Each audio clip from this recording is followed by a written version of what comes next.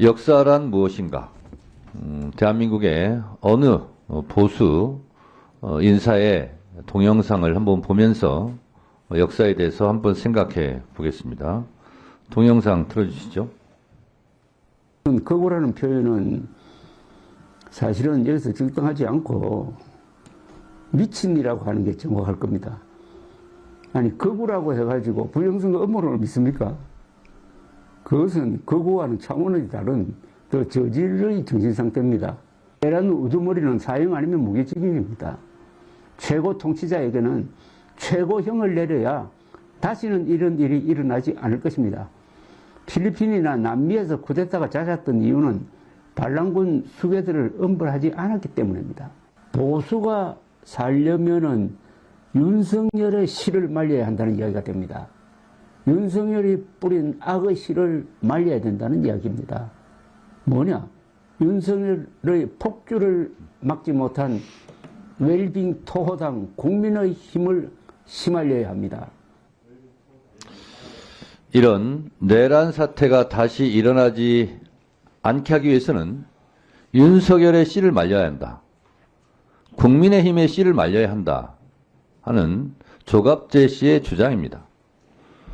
저는 동영상에 나온 조갑재 씨의 말을 다 동의하지는 않습니다만 한 번쯤은 생각해 보게 하는 발언입니다. 노벨 문학상 수상자 한강 작가는 노벨상을 수상하면서 과거가 현재를 도울 수 있을까? 죽은 자가 산 자를 구할 수 있을까?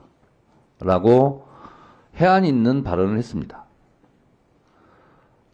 오늘의 대한민국 비상계엄을 막은 것, 그래서 내란의 불길을 잡은 것, 이것은 죽은 자가 산 자를 구한 것이다 라고 생각합니다. 그 이유를 말씀드리겠습니다. 예전의 헌법은 독재자, 통치자들의 영구 집권이나 집권 연장 음모를 위한 놀이개, 장난감이었습니다. 1980년, 87년 6월 항쟁을 통해서 새롭게 개정된 현재의 헌법, 다시 말해서 헌법 77조 5항, 재적 의원 과반수로 비상계엄을 해제할 수 있다는 조항이 없었다면 저도 이 자리에 없었을 겁니다. 아마 체포되어서 사살되었거나 아니면 야국방망이로 지금도 맞고 있을지 모릅니다. 이 헌법이 77조 5항이 박종철, 이한열 열사의 죽음의 핏값입니다. 다시는 독재자, 통치자들이 헌법을 가지고 놀 수 없도록 비상계엄을 선포하면 즉시 국회에서 해제할 수 있는 그 권능을 헌법 77조 5항에 넣어놨기 때문에 오늘 그래도 불안한 평화가 이루어지고 있는 겁니다. 8월 14일까지 친일파다가 8월 15일 해방이 되자 8월 16일부터 독립운동하는 사람들이 있습니다. 역사의 변절자들을 씨를 말려야 됩니다. 그런 면에서 조갑재 씨가 한 말에, 저 말에 대해서는 저는 동의합니다. 프랑스가 똘레랑스 관용의 나라, 문화예술의 강국이 될 수 있었던 것은 나치 부역자들을 공소시효를 없애면서 민족 반역자에 대해서는 끝까지 추적하고 처벌했기 때문에 오늘의 프랑스가 있는 겁니다. 우리는 반민특위가 좌절되면서 친일파 척결을 하지 못했습니다.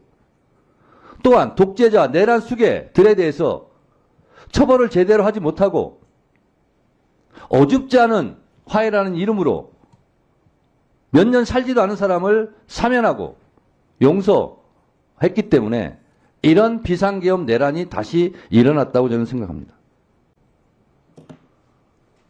죽은 자가 오늘의 산자를 헌법 77조 5항으로 구했습니다.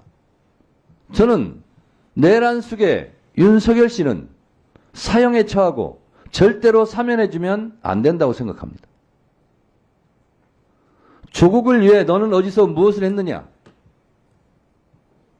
일제치하 때 너는 독립운동 편이었어? 친일파였어? 4.19 때 너는 어느 편이었어? 80년 5월 광주 때 너는 어느 편이었어? 87년 6월 항쟁 때 너는 전두환 편이었어? 아니면 호언철폐 독재 타도 대통령 직선제를 외치는 시민들의 편이었어? 라는 물음은 2024년 12월 3일 서울의 밤 때도 똑같이 적용됩니다.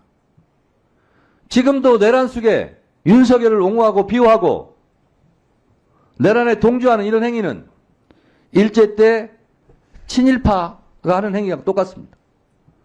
1980년 5월 광주에서 전두환을 옹호하고 비호했던 그런 매국의 무리들과 똑같습니다.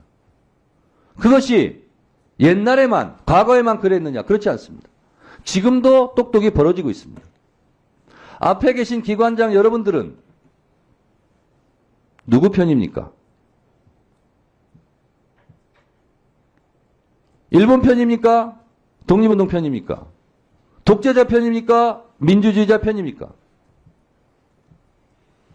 윤석열 편입니까?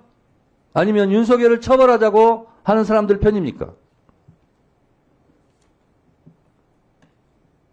목숨이 왔다 갔다 하고 수많은 사람들이 피를 흘리면서 쌓아온 민주주의의 금자탑을 무너뜨리려고 하는 이 반역의 무리, 반동의 무리들에 대해서 여러분들이 갖고 있는 기관장들이 갖고 있는 그 권한을 제대로 사용하지 않는다면 후세 오동훈 공수처장 당신은 2024년 12월 당신은 어느 편이었어? 라는 질문을 받을 겁니다. 똑바로 해주시기 바랍니다. 공수처장은 공수처장대로, 국방부 장관 직무대행은 직무대행대로, 법원행정처 처장은 법원행정처 처장대로, 법무부 차관은 차관대로, 헌법재판소 사무처장은 처장대로 역사 앞에 부끄럽지 않는 그러한 공무원들이 되시기 바랍니다. 자, 여러분들은 지금까지 이런 뉴스들을 보게 되면 어떤 생각이 드셨나요? 제가 항상 여러분들께 뉴스만 평소에 잘 챙겨보셔도 돈이 된다, 돈을 벌 수 있다라고 말씀을 드렸는데요. 그 이유가 뭐냐 하면 제가 지난 3월 초에 여러분들께 뭐라고 말씀을 드렸죠. 지금은 데이터 센터에 대한 관심이 높아지고 있기 때문에 데이터 센터 산업에 주목해야 한다. 뉴스만 보고 끝내지 마시고 이걸 투자 쪽으로 한번 생각해 보셔야 한다라고 말씀을 드렸습니다.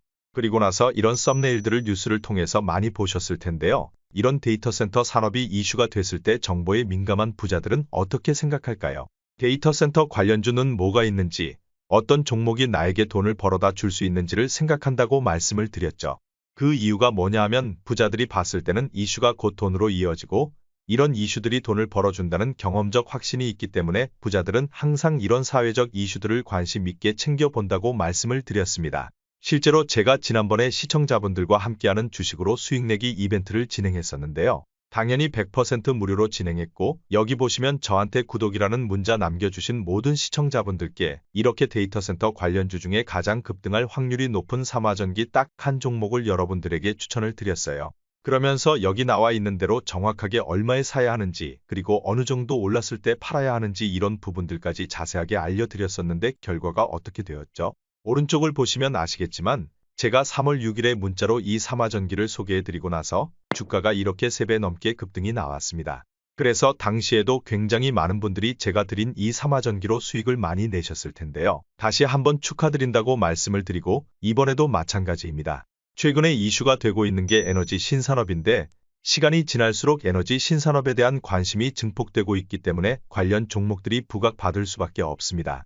그럼 그 중에서도 에너지 신산업에서 대장주가 될 한 종목에 돈이 몰릴 것이다라고 당연히 우리가 이쪽으로 생각해야 한다는 것인데요. 그래서 이번에도 지난번과 똑같이 저에게 구독이라는 문자를 보내주시면 제가 에너지 신산업 관련주 중에 앞으로 대장주 역할을 하면서 주가가 가장 크게 급등할 한 종목을 구독자분들에게 문자로 종목명과 사고파는 시점을 모두 알려드리겠습니다. 그래서 여러분들이 주식으로 돈 버는 연습을 한번 해보시라 이렇게 말씀을 드리고 지금 이 영상을 보시는 시청자분들 중에 나도 이번 종목이 궁금하다 하시는 분들은 누구나 상관없이 그리고 어느 시간대나 관계없이 부담 갖지 마시고 이렇게 상단에 제 번호를 항상 남겨놓고 있으니까요. 제 번호 010-5906-2484번으로 저에게 지난번처럼 구독이라고 문자 보내주시면 제가 이번에도 똑같이 무료 추천 급등주 문자를 보내드리겠습니다. 이해되시죠? 그래서 제 번호 010-5906-2484번으로 구독이라고 문자 보내주시면 여러분들이 직접 뉴스를 통해서 돈 버는 연습을 해보실 수가 있는 거고,